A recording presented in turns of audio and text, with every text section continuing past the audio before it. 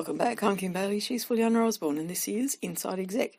We are now at the third part of our discussion with Dr. Terry Lyles and Stephen Bowen, and we're going to look at why their book and their advice and their thoughts are self-help rather than shelf-help.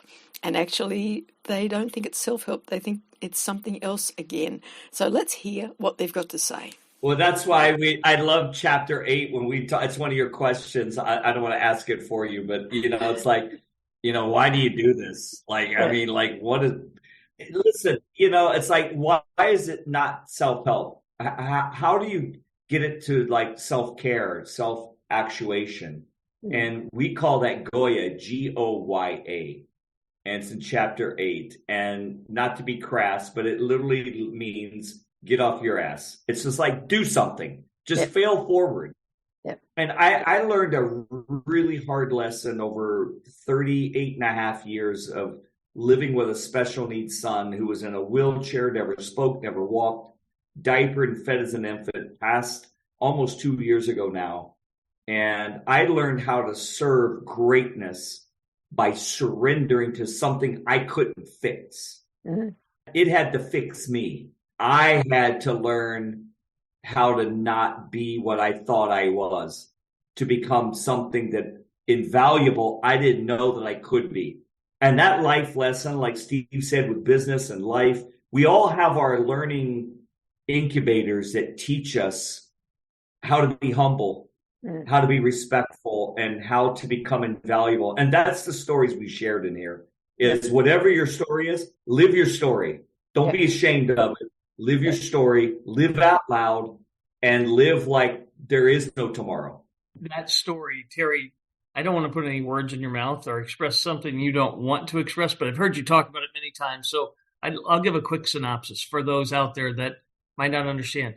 Terry's trained 10,000 fighter pilots, something like that, a bunch of fighter pilots. He's trained race car drivers in every aspect from Formula One to IndyCar to NASCAR. And he's done all of that. You know how that all started? Because of his 38-year-old that passed away 2 years ago, his special needs son, when he finally got comfortable with taking him anywhere in public and took him to an IndyCar race, which Terry's from Indianapolis in the first place. So it was at the Indianapolis 500. And for those that might be more of our generation, might remember the name Emerson Fittipaldi, spotted him and came and showed sincere empathy and then invited Terry and his son to the pits the next day. And that started Terry with Roger Penske's organization, training race car drivers. Mm-hmm. Now, how humbling is that? That after all the years of education for Terry, that's how it happened. And that's what I think you're talking about, Terry. And I've heard you tell this story so many times, and I don't mean to bring tears to your eyes, but it brings tears to most people's eyes listening to it. It certainly did to mine many times hearing it. And that's, finding those kind of hurdles to figure out whether it takes you a few days or years to get beyond. You have to keep trying to get beyond. I hope I'm saying that fairly, Terry. No, it's beautiful. I mean, you tell it better than I do, but that is invaluable. It's knowing that who you're not to understand who you can become. And that's why it's becoming invaluable. It's present tense, active voice. Beautiful. And thank you for sharing that with our listeners as well. The second question, only half an hour and we're up to the second question already. Yeah. It's about your little words, which you've thrown into the conversation already. So it's about willitude and negotiate. I understand those two, and I would encourage the readers to listen to what those two mean, because you've talked about those already, and I'm sure you will again. Did you come up with those while you were writing it, or were they phrases that you used in your various activities before that? Terry, why don't you kick it off? Because you kind of had negotiate ready. I came up with negotiate, and he came up with willitude, and it just kind of happened. This is what authorship brings. Him and I have a synergy. We talk, and I'm coaching his teams and the other teams in corporate America and international. And sometimes I'm negotiating, like most times, but sometimes I'm negotiating people and navigating things. Other times I'm navigating things and negotiating with people, depending on the business or the budgets. And it just became this reality of negotiate. I mean, it depends on, it's like co-pilot, pilot, like who's flying. Yep. Like somebody has the stick right now, and sometimes it's navigate, sometimes it's negotiate. And I just wanted to know, like, how do I design that I'm either flying or I got to let somebody else fly? And it's okay because we're still in the same aircraft. If somebody makes a mistake, it's not a good day for anybody. It's a good collective phrase for people to understand the difference, but their interdependency. And I think that too often when we're thinking about work situations, we'll think of one or the other. And it's not that simple. It's not that black and white. So that's a great explanation.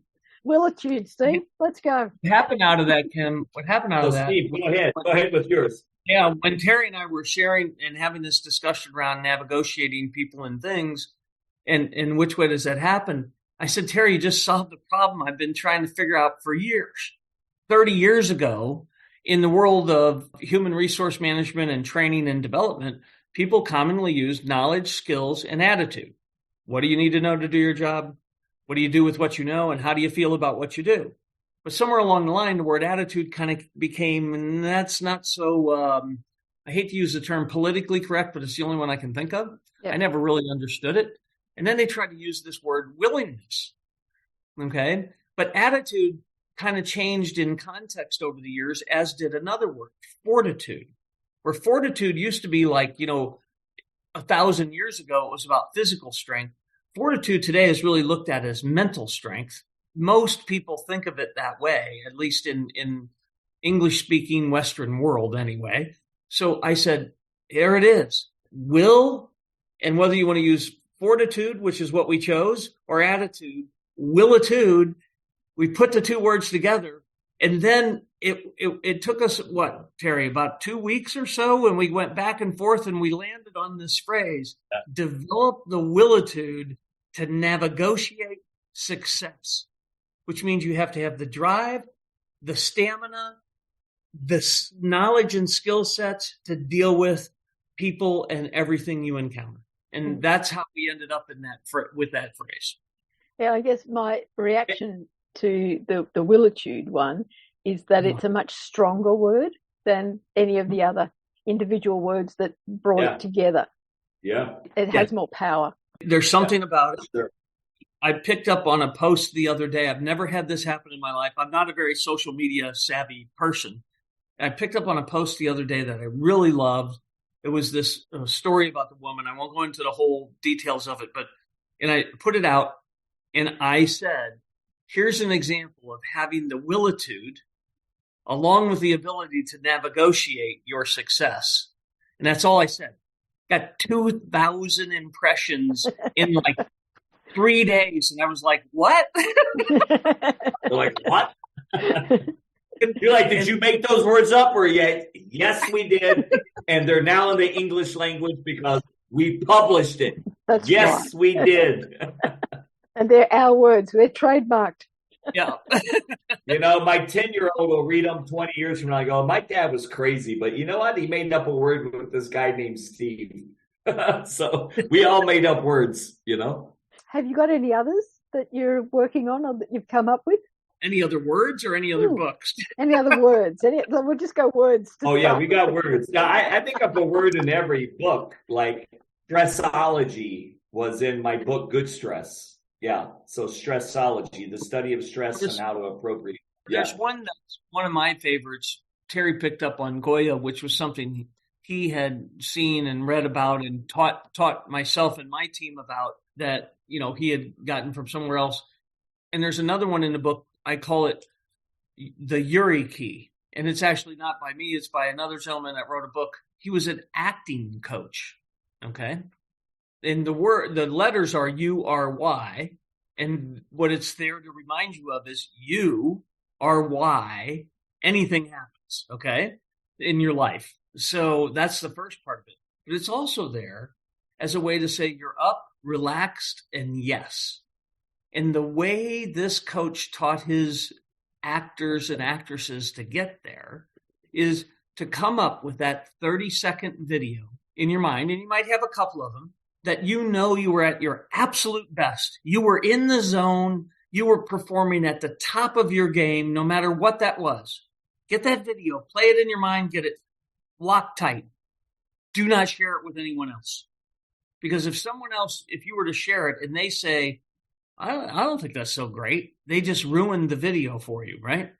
But what you do is you keep that to yourself.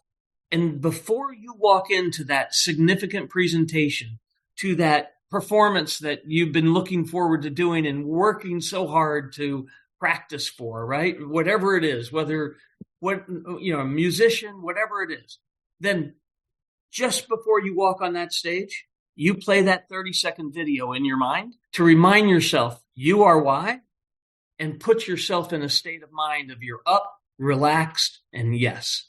And that little tool is so powerful.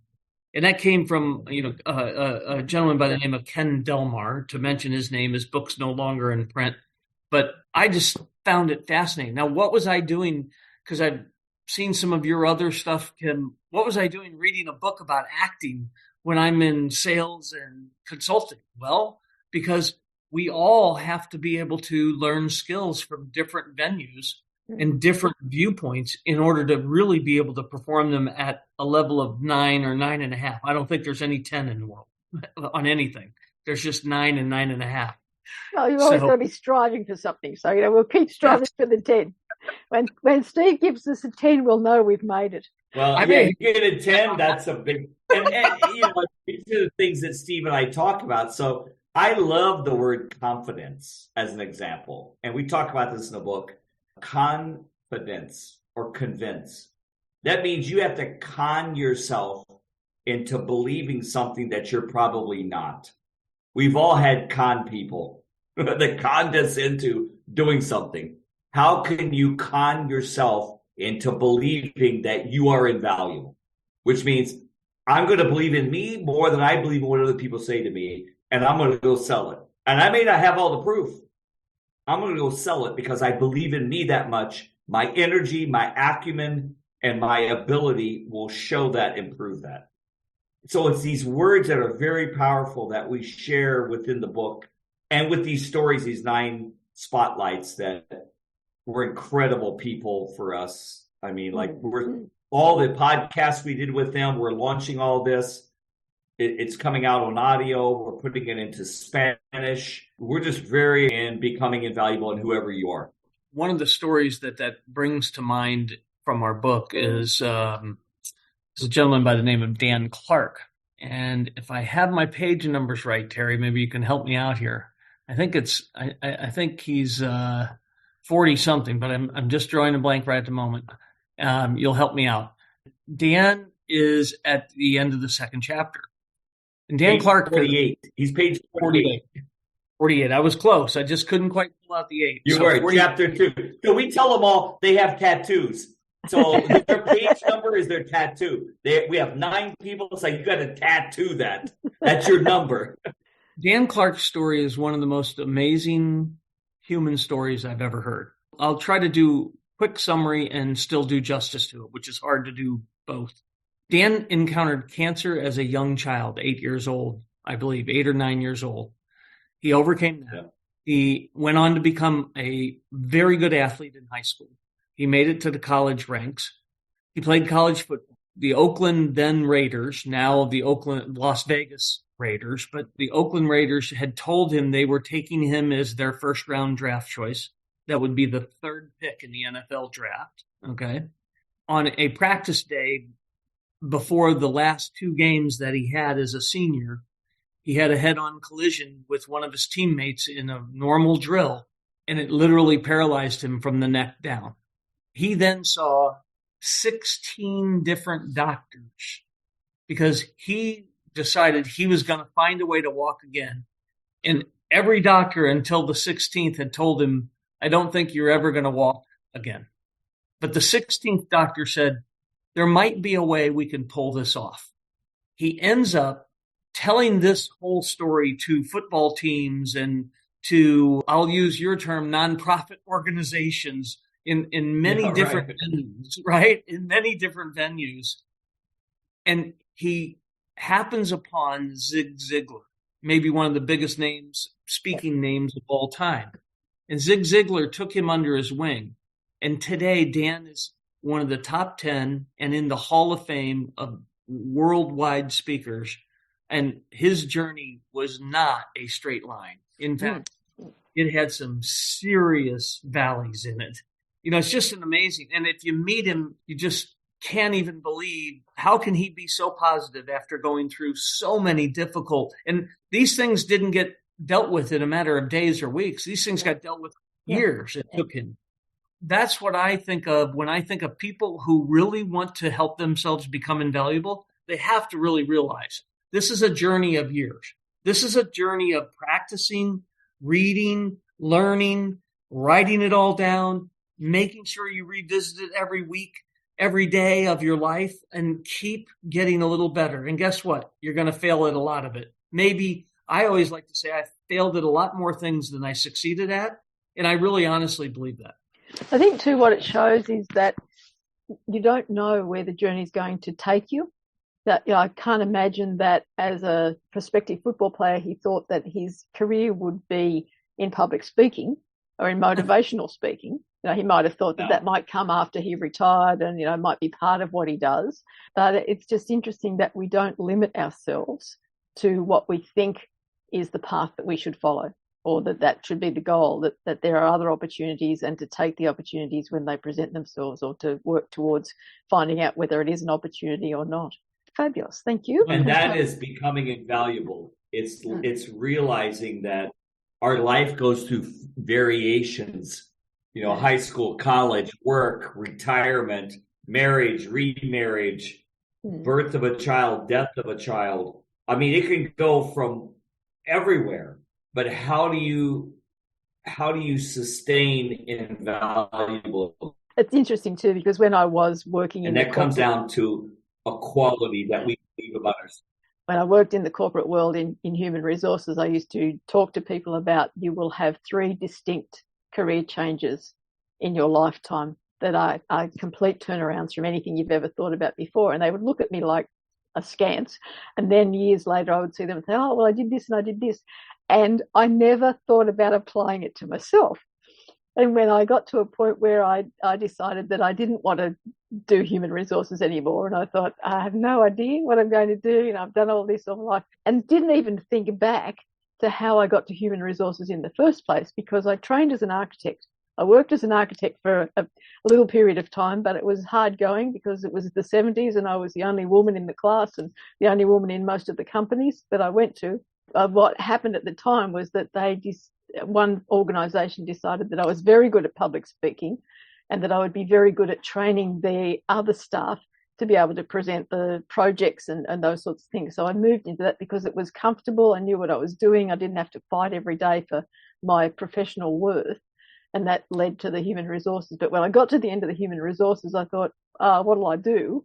And at that stage, I was quite interested in repairing old books. And so I set up this, what was called the book ambulance. And I went around, it was a mobile service, went around and fixed people's family Bibles and older books and things like that. And I thought to myself at the end of it, I never thought I'd be doing this. This was just an interest that I had, that I just thought, oh, well, I'll just see how it goes. And so it's often, I think, that we are very good at giving advice to other people, but we don't always internalize it and apply it to our own lives as well. So it's great to hear your stories and to hear that you have worked through those and are applying it continuously. Running out of time, but I do want to get to the last 2 questions. The first one is about, how has working remotely influenced career progression? So are you seeing a change in the way people look at their careers and develop their careers because we've had a period of time where working remotely was the only option? Yes. If you don't mind, Terry, I'd like to take this one because sure. Yeah. After the career path I'd had and various opportunities I'd had, I started my company, some just about exactly 20 years ago from now. Okay. When I started my company and I said, I'm going to build a remote company. I'm not going to have offices. I'm not going to have people coming to offices and doing all this training and all this stuff. We're going to be a remote company. we're going to use a combination of employees. Now, 20 years ago, and I'm going to use subcontractors is what we called them at that time. Now it's, the gig economy, 1099 contract here in the United States, whatever terms you want to use it. And people thought I was absolutely insane. Okay. They thought there's just, how are you ever going to make this work? To me, when you look at the career paths, there's two things that become essential. First of all, what I think so many companies and leaders of companies were incapable of doing is sustaining and maintaining the feeling of a culture that reached out and embraced the people, in this post-COVID era after being forced into it. They didn't know how to do it. But what did we do really differently? And what can we keep doing really differently? The other side of that is then from the individual perspective. Now, admittedly, some people probably thrive in the office environment with people around them every day and all of that. And other people probably thrive in a very independent fashion. So to me, I don't think there is one right answer. But what I would say to anyone for their career perspective, and I would say this first to the individual, is I would say, if you thrive in an environment where you have people surrounding you all the time, then that's where you should be. Mm. If you thrive and do better work and stay more focused and get more done when you're working independently on your own at home in your home office, whatever that environment is, then make sure that you channel yourself to focus that way. What I would say to the leaders in today's organizations is wake up and stop requiring your people to you must be in the office on Monday, Wednesday, Friday, or you must be back in the office starting, January 1st, 2024, 5 days a week. You know what the people are going to say? Guess what? I'm going to find a job at another company that will let me have some independence. And at the same time, somewhere in there's a balance. I'm given some of the extremes here, but there has to be a balance and there has to be an acceptance of both. And frankly, I think many of corporate America, I can only speak to that. I can't speak to corporate Australia, but I suspect there could be some of the same characteristics.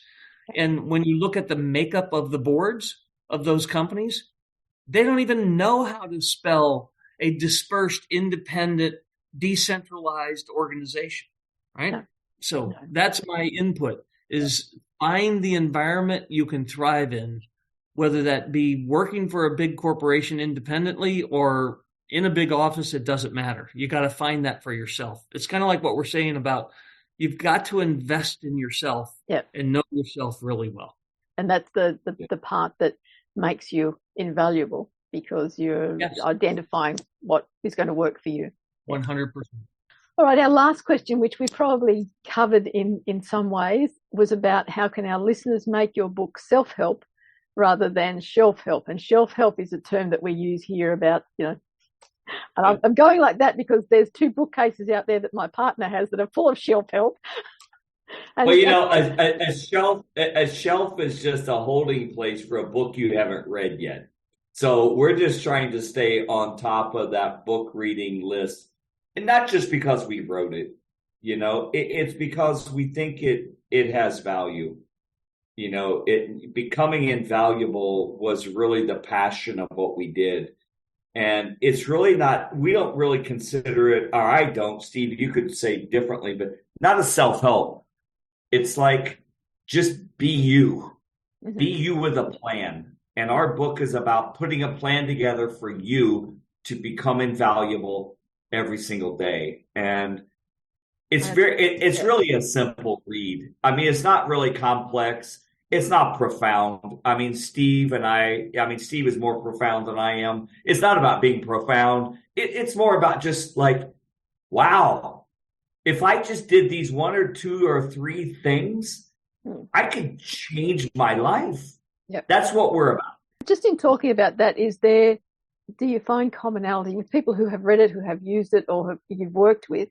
Is there one overriding thing that they can address that works more often than not for people?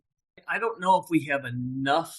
We just launched the book in November, right? And so I don't know if we have enough data to really highlight that. But what I hear from people is I hear two things consistently.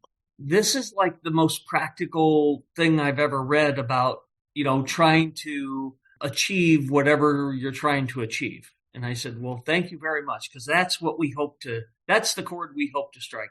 And secondly, people have loved the spotlight stories. Yep. The 9 different people in the first 8 chapters, because the last chapter doesn't have a spotlight at the end of it. That's the end of the book. And those 9 are in the first 8 chapters. Those are the 2 things that people have highlighted to me the most. What I would encourage anybody to think about is this. Is the only way that I know how to digest something is to read it using your sight, write it using your touch, listen to it. Our Audible book will be out, I think, this week, but maybe next week. Our Audible book will be out. Listen to it. To embed these concepts into your brain, through your different senses, so you truly tap whatever emotional chord it might touch for you. Because at the end of the day, humans are emotional beings. We make decisions based on emotion, not logic, almost all the time. That's what I would encourage people to think about. Fabulous. We will put all of the details so that people can get all of those various versions for themselves, and the bit of the background for both of you, so that they can be in touch if they so choose. But we really do appreciate the time and the contribution that you have shared with us today. It's been great talking to you and hearing your stories. Yeah. We wish you well, and we'll of course be waiting with bated breath for book 2 of the combined authorship. Oh, it's coming already. Yeah, we're already talking. So Steve doesn't know yet, but I have a title a week that comes up in my head. So yeah, he'll figure it out. Thank you, Kim. You're awesome. Thank you. Thank you so much for inviting us on and having us be able to visit with your listeners. We really appreciate it. Thank you. It'll be something becoming invaluable as something. So we'll bait you with that, whatever that is. So we'll figure out the blank. So now it's going to be a series. It's going to be becoming invaluable as X, absolutely. Becoming invaluable as Y. So yeah. See, you already stole our information. It's this generation's chicken soup. I understand. Fine. Yeah. Fine. Well, that's it. That's it. The I, the we, and the it. Right? And the it. Yeah, that's it. We got a lot going, so we got you. Thank you, Kim. Thank you so much. What a great discussion that was with Dr. Terry Lyles and Stephen Bowen. Join us for another episode of Inside Exec. For now, I'm Kim Bailey. She's Fuliana Osborne.